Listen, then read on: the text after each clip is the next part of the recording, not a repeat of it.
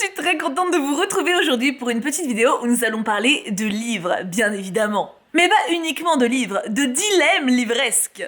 Je vous ai demandé sur Instagram de me proposer des dilemmes et du coup je vais y répondre dans cette vidéo. Alors je vais pas répondre à tout parce que vraiment il y a eu des centaines de propositions étant donné que vous pouviez en plus en proposer plusieurs par personne, il n'y avait pas de limite.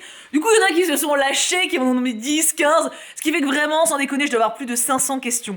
Donc je vais clairement prendre au pif parce que j'ai pas sélectionné. Vous voyez, tout est là, voilà. Oh non mais j'exagère pas.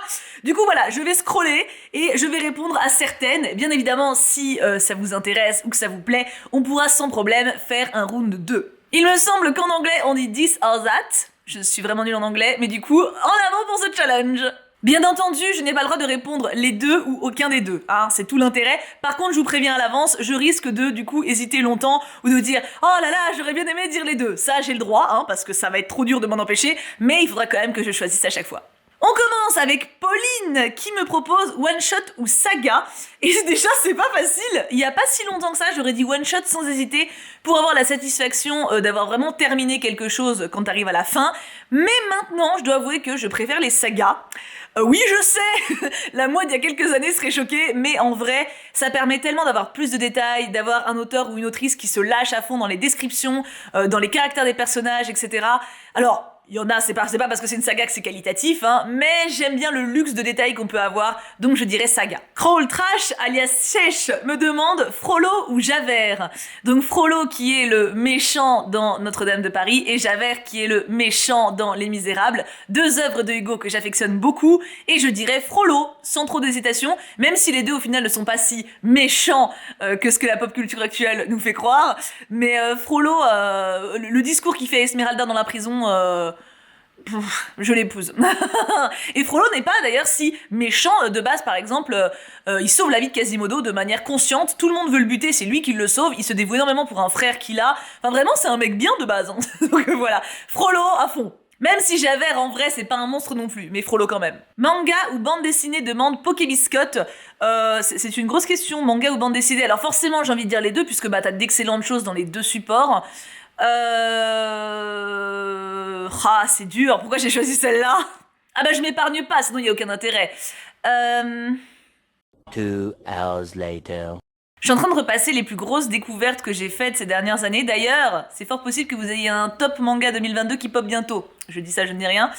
Je dirais quand même bande dessinée.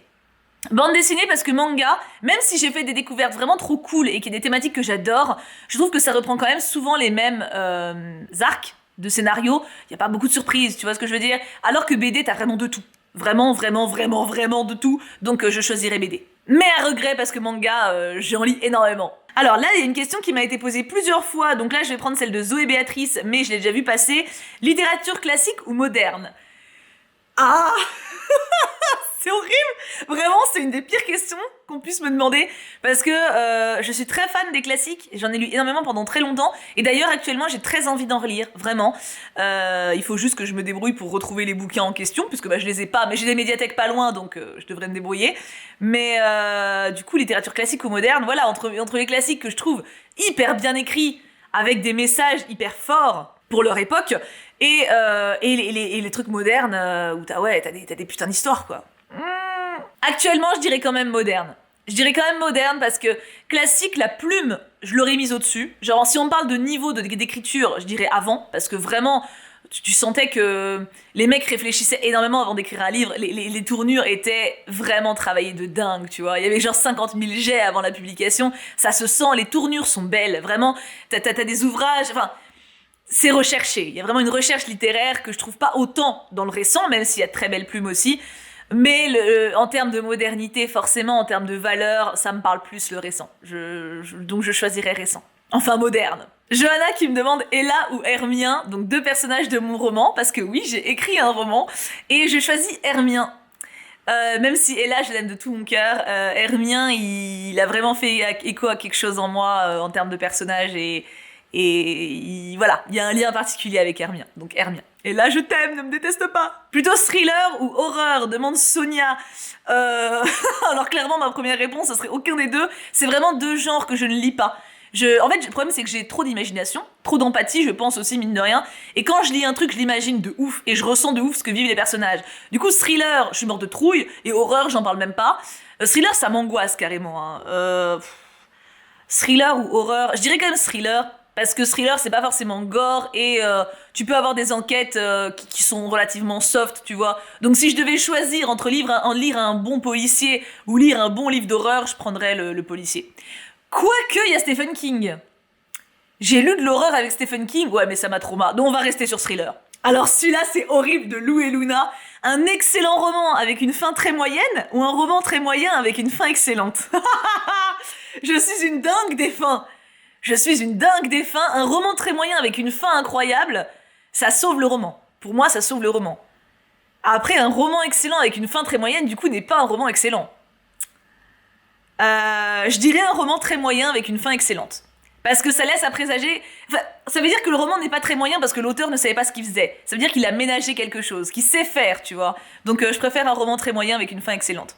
Alors j'ai plein de questions de comparaison d'auteurs, donc je vais essayer de les faire. Ada me demande Hugo ou Comtesse de Ségur. Alors en termes de style, ce serait clairement Hugo, mais en termes d'affect et de message, je choisirais la Comtesse de Ségur. Du coup, je vais voter la Comtesse de Ségur parce que ça a amené mon enfance, ça m'a conduit pendant mon enfance. Hugo ne peut pas s'aligner face à ça. Les Salauds Gentilshommes ou Sorcery of Thorns de My Universe. Les Salauds Gentilshommes. Ça va être très dur de battre les Salauds Gentilshommes dans mon estime et mon affect, hein, clairement. Fantasy ou romance, me demande Soannette. Fantasy sans hésiter, romance, ça me gonfle. J'aime bien, celle-là, elle était facile. J'ai une question, c'est Twilight ou 50 nuances de Grey. Je l'aurais bien faite, mais j'ai pas lu Twilight. Ouais, je sais, c'est surprenant. Plutôt triangle amoureux ou pas de romance du tout de la part de Emma Lou. En vrai, ça dépend totalement de comment c'est écrit. Enfin, je m'en fous qu'il y ait une romance ou pas, si c'est bien écrit, moi je lis tout ce que l'auteur veut bien me proposer. Mais à choisir, je dirais pas de romance du tout.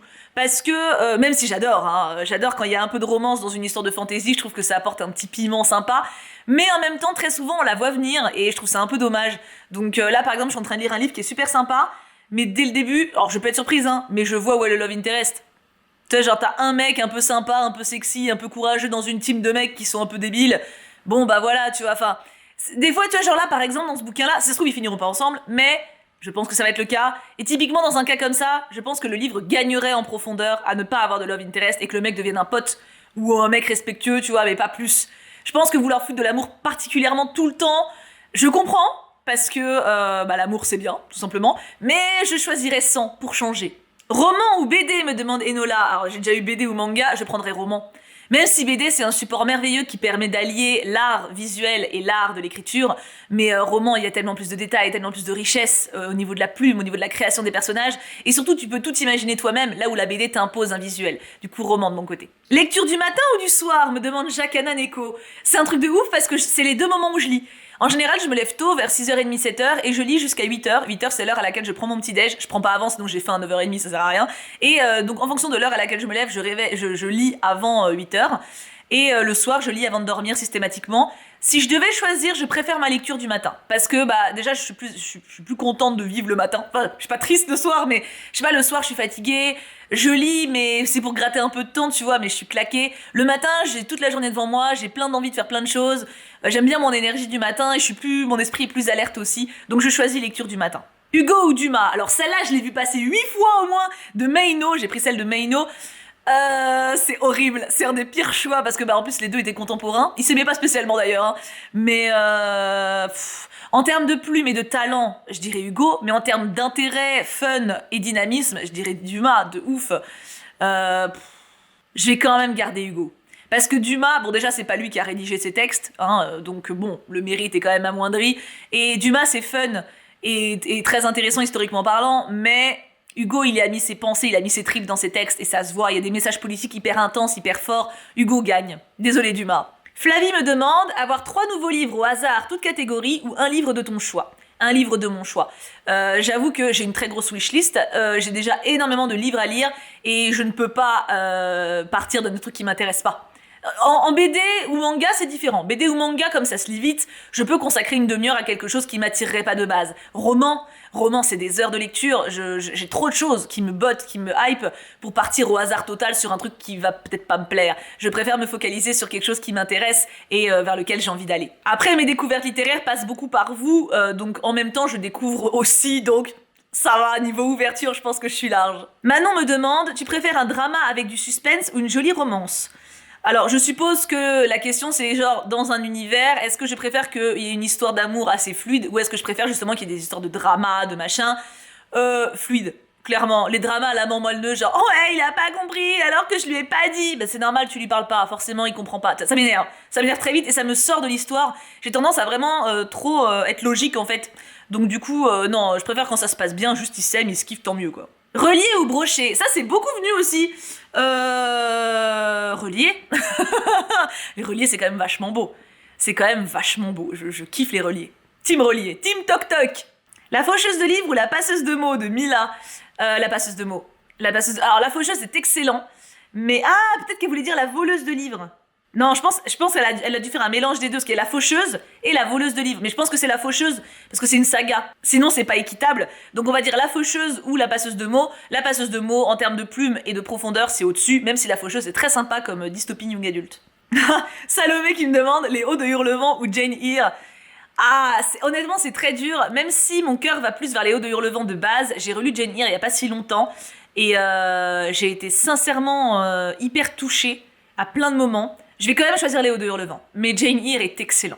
Lucie me demande, ne s'arrêter de lire qu'à la fin des chapitres ou n'importe où dans le roman ? Dans l'idéal, j'essaie de faire une fin de chapitre, parce qu'en général, quand il y a une... Alors ça dépend de la taille des chapitres, bien sûr, hein. Si un chapitre fait 200 pages, non. Mais en général, un auteur, il calcule pour faire une fin de chapitre avec un moment un peu suspense, ou un peu stylé, ou en tout cas avec une vraie fin. Donc j'essaie d'aller jusqu'à une fin de chapitre pour respecter un peu cette volonté scénaristique. Mais après, voilà, si un chapitre, il fait 150 pages et que je suis crevée, ou alors que j'ai autre chose à faire, je m'arrête avant, tant pis. Hein. Oh, Olivia me demande, plus jamais de classique ou plus jamais de young adulte ? Oh, c'est infernal. Ouf. Oh là là, pourquoi j'ai choisi celle-là ? Je suis un monstre avec moi-même. Plus jamais de classique. Plus jamais de young adulte. Oh. Plus jamais de young adulte. Plus jamais de young adulte. Parce que, ça me fait chier, hein, parce que heureusement que le choix n'est pas véritable. Parce que young adulte, j'adore ça. Vraiment. Mais c'est très inégal.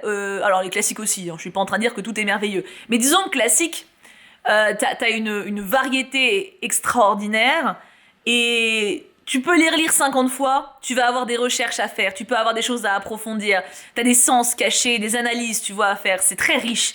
Alors que young adulte, c'est très distrayant, très sympa, ça te fait voyager et c'est très cool, mais c'est pas le même apport. Je dirais que si je dois choisir, je préfère renoncer au young adulte. Mais honnêtement, je pense que le parfait équilibre, c'est justement un mélange des deux.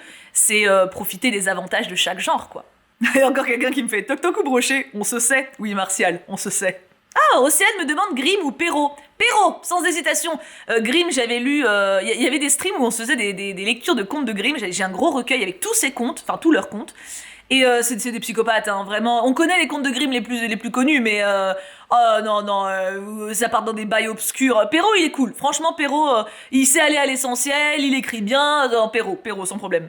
Turbi nous demande première page ou dernière page d'un livre. Première page ou dernière page d'un livre. Alors, en termes de satisfaction, c'est dernière page. Mais en termes de genre découverte, je vais jamais lire une dernière page d'un livre sans avoir lu le début. Jamais. Pour moi, c'est une hérésie. C'est pas possible. Je sais qu'il y a des gens qui font ça. J'ai une copine qui fait ça, qui lit à chaque fois les derniers mots. Ça me rend folle. En gros, en fait, pour moi, un auteur, vraiment, quand il écrit, il passe par... Tu sais, il rédige dans un but précis, tu vois. Tu ne peux pas... Et il y a des gens qui lisent la fin. Vraiment, qui lisent le dernier chapitre ou la dernière page pour savoir comment ça se termine. C'est une hérésie pour moi. Tout l'intérêt du livre, il saute, en fait. C'est comme si tu regardes un film, tu regardes les 2 dernières minutes à la fin. Mais non, tu fais pas ça.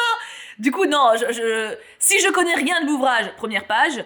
Si par contre, c'est quelle est ma préférence, une fois que je l'ai terminé, c'est dernière page. Donc en fonction du sens de la question, il y a 2 réponses, mais j'ai choisi dans les 2 cas. Encore Hugo ou Dumas. Hugo ou Dumas, ça vous a trotté dans la tête, hein. Megan demande devoir relire intégralement After Ou oublier à jamais ton roman préféré sans pouvoir le relire, bien sûr. Je relis After. Je relis After. Je relis After et je fais une vidéo pour expliquer pourquoi c'est de la merde. J'ai lu que les deux premiers. Peut-être. On m'a dit qu'après c'était pire, mais je n'ai pas un avis complet sur la saga. Mais vraiment, After... Le premier passe, hein. Oh là là, le 2, ouf. Donc oui, je relis intégralement After plutôt que d'oublier quelque chose. Je préfère relire un truc nul, voilà. Oh, c'est dur ta question, Mégane, mais la réponse est évidente. Jeanne me demande ne plus pouvoir lire ou ne plus pouvoir écrire. Ne plus pouvoir écrire. Écrire, ça me tend, en fait. J'adore ça, j'adore le process, mais l'idée, en tout cas, me plaît, mais la réalisation, je suis paralysée, donc je renonce à l'écriture pour garder la lecture sans aucune hésitation de mon côté. Même si j'aurais un regret de ne pas avoir travaillé ma peur, mon appréhension. Tartine me demande Voltaire ou Rousseau. C'est dur, hein. C'est dur. Alors, je vais pas parler en tant qu'humain parce que les deux étaient compliqués, disons cela. Et puis en fonction de si tu l'aimais bien ou pas, t'as pas les mêmes retours sur les personnalités qu'ils avaient à l'époque. En termes de plume, Rousseau sans hésitation. Ne jugez pas Rousseau à partir des Confessions. Par pitié, c'est spécial les Confessions, c'est une hérésie de faire lire les Confessions avant de lire autre chose. Lisez la Nouvelle Héloïse de Rousseau, c'est une œuvre incroyable. Donc Rousseau. Enjoy me demande héroïne badass ou héros fort avec des fêlures. Oh, héroïne badass. J'adore les héros forts avec des fêlures, hein. Ça continue à me faire crocher, tu vois. Mais héroïne badass, c'est... Après, badass pas stupide, hein. Pas badass genre, oh là là, j'arrive dans un monde que je connais pas, où je suis prisonnière, mais je vais insulter les mecs qui me gardent. Non, ça c'est con, hein. Badass, vraiment stylé. Héroïne badass, clairement. Après, si on peut allier les deux, on va pas se priver. Softy Show me demande best friend to lovers ou enemy to lovers.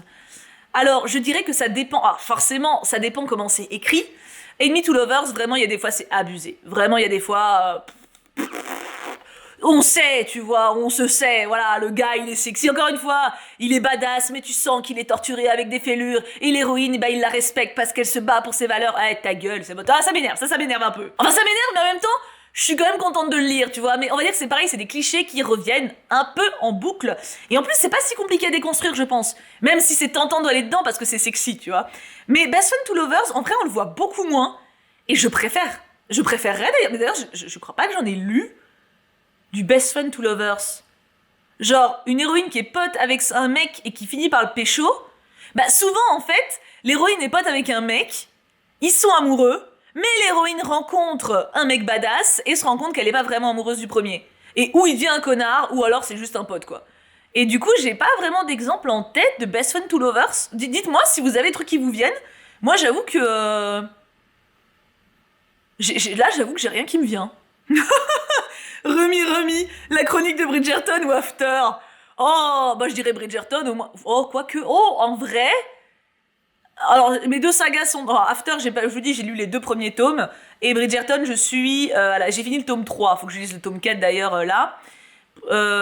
Les deux sont mauvais, hein. Oh là là. Je dirais que Bridgerton, il y a le mérite du voyage dans le temps, où t'as des belles robes et des coutumes différentes. Mais en même temps, c'est quand même pas ouf, hein. Ouais, je dirais quand même Bridgerton. Oh, quoique... Ouais, si, Bridgerton. Parce qu'au moins t'as plusieurs couples, tu sais. Puis ça se finit bien. T'as quand même des morales, ils essaient de mettre des morales pas mal. Alors que After, un mec qui picole et qui frappe sa meuf ou qui est violent, puis qui recommence en boucle, j'appelle pas ça une histoire d'amour. Ouais, je dénonce. Oh, Lola pose une question intéressante. Scénario ou plume? C'est hyper intéressant. J'avoue que souvent quand j'en parle, je différencie les deux. En vrai, alors... Ouais, en vrai, je dirais plume. Parce que quelque chose d'ennuyeux, mais extrêmement bien dit, peut m'intéresser. Quelqu'un qui va me faire un traité sur... Enfin, pas un traité, un essai... Non, mais... Ouais, non, mais un essai... Je sais pas comment dire ça. Un roman qui va parler d'une fourchette qui tombe amoureuse d'un bol. Si c'est super bien écrit, ouais, je vais le lire. Alors qu'un bête de scénario, mais écrit avec le cul, j'en ai lu. Non, clairement la plume. Clairement la plume. Parce que j'en ai lu des bouquins qui avaient des bonnes idées, mais très mal écrits. Et vraiment... T'as pas envie de... Non, la plume passe avant. Salomé me propose livre audio ou e-book. Alors, e-book, j'y arrive pas. Je lis pas sur écran. Je bloque. J'aime trop tenir un livre dans mes mains. Je sais pas, c'est un truc pour moi qui est limite un rapport au corps, tu vois. Et livre audio, j'en ai un en cours en ce moment. Alors, j'écoute très rarement, parce que c'est pareil, j'ai très l'habitude, oui. J'ai vachement l'habitude de lire dans mon canapé avec mon support classique. Mais des fois, quand je cuisine ou que je fais le ménage ou quelque chose comme ça, J'ai tendance à préférer la musique, mais ça m'arrive de mettre un livre audio. Donc je dirais livre audio à choisir entre les deux. LMS Min qui me demande quand il y a du cucu ou quand il n'y a pas de cucu. Bah encore une fois la réponse serait ça dépend comment c'est écrit. Je préfère nettement un livre qui n'a pas de sexe à du sexe mal écrit, genre Bridgerton. Bridgerton c'est du sexe mal écrit, vraiment. Après j'aime bien les bonnes scènes de sexe bien écrites, mais c'est pareil, il faut pas que ça tourne à l'érotique pur, non-stop. C'est pour ça que type 50 nuances degrés, etc. Moi ne me moustille pas du tout. À Cotard j'aime beaucoup. À Cotard j'aime beaucoup parce que t'as beaucoup d'action, c'est un roman de fantasy et les personnages des fois se rapprochent et vivent des choses charnelles. Et dans ces cas-là, ça me dérange pas parce que ça sert aussi au développement du personnage. Donc je répondrai quand même quand il y a du cucu, mais c'est tellement rare d'en trouver du bien écrit qu'il y a quand même de grosses hésitations autour de mon choix. Allez, petite dernière pour la route, page cornée ou page tachée? Oh, cornée. Cornée, ça peut un peu se rattraper, tachée, c'est mort. Hein. Et la dernière pour de bon, après je m'arrête, promis, Cali24 qui me demande livre jeunesse ou pur adulte. J'ai vu une autre question, d'ailleurs ça regroupe parce qu'il y avait aussi la question est-ce que tu préfères en gros la fantaisie adulte ou la fantaisie jeunesse? J'aurais tendance à répondre adulte parce que jeunesse, souvent tu sens que les auteurs se brident et se censurent parce que ça doit correspondre au public ciblé. Adulte, ça permet d'aller plus loin, alors sans forcément parler de sexe ou de cruauté, mais simplement, déjà dans l'âge des protagonistes, hein, dans du jeunesse, forcément, les héros sont des adolescents, dans du young adulte, ils ont la vingtaine, dans de l'adulte, ils peuvent aller plus loin, tu vois, il peut avoir des personnages plus riches. Du coup, je préfère le adulte pour le côté où l'auteur n'a pas à se brider, à se brimer, mais dans mes lectures, au final, je lis énormément de young adulte. Donc je garderai mon choix pour adulte, mais le jeunesse, il y a une très très belle littérature jeunesse et young adulte qui existe actuellement. Sincèrement, purée, j'aurais lu des trucs pareils quand j'étais ado, j'aurais été aux anges quoi. Moi j'avais des trucs qui étaient quand même très enfantins, même jusqu'à tard. Il y avait pas autant de choix quoi, il y avait pas autant de belles choses. Nous on avait Twilight si tu veux. Enfin vraiment, Twilight et Harry Potter, ça a créé un peu le genre, tu vois. Et après t'avais des livres rigolo, tu vois, avec des ados qui écrivent un peu dans l'édition J'ai lu, enfin tu vois, des trucs assez classiques. Maintenant, il y a une diversité incroyable en termes de répertoire, en termes de catalogue et tout. Enfin, franchement, c'est beau, c'est génial de voir ça. Et j'insiste sur ce point, ce n'est pas parce que c'est du jeunesse que c'est mal écrit ou que les auteurs abaissent leur niveau d'écriture pour correspondre à un public jeune. Je pense à La Passeuse de mots, à La Passe Miroir, mais pas que, enfin je veux dire, ou Sorcery of Thorns, il y a plein de livres que je lis qui ont une très belle recherche, de plus en plus d'ailleurs maintenant, et c'est hyper appréciable. Et je m'arrête là, je suis à 30 minutes de rush. Alors je pense que cette vidéo sera un peu plus courte pour vous, puisque y a tout le temps où je scrollais, où j'hésitais, etc. Donc du coup ça devrait être relativement plus raisonnable. Mais j'ai passé un super moment en votre compagnie, j'espère que vous aussi. N'hésitez pas bien sûr à répondre vous aux dilemmes également en commentaire et à réagir à mes réponses si jamais vous en avez envie. Je vous fais plein de bisous, je suis trop curieuse de savoir si vous vous attendiez à certaines des réponses que j'ai fait. Si jamais le concept vous plaît, on se refera ça. Bon, pas demain, hein, mais on se refera ça un jour. Mouah, bisous tout plein et bonne lecture à tous.